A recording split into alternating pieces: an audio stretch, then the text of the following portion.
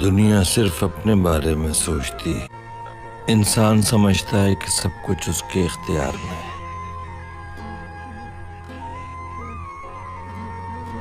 یہی بھول ہے اس کی، لیکن کرے بھی تو کیا؟ آخر کس سے امید لگائے؟ کبھی دولت کے پیچھے بھاگتا ہے تو کبھی شہرت کے پیچھے۔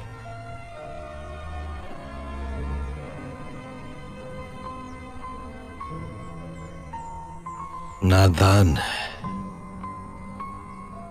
نہیں جانتا کہ یہ سب کچھ بے معنی اور فنا ہو جانے والا ہے۔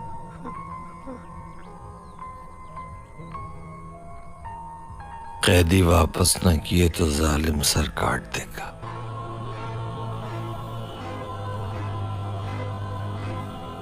اور اگر بات مان لیں تو زندگیاں بچ جائیں گی۔ تم ہی بتاؤ کیا کرنا چاہیے؟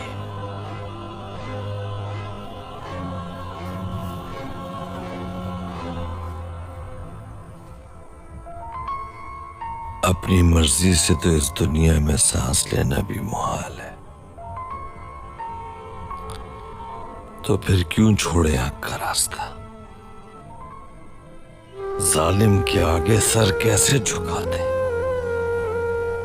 خدا کو کیا جواب دیں گے؟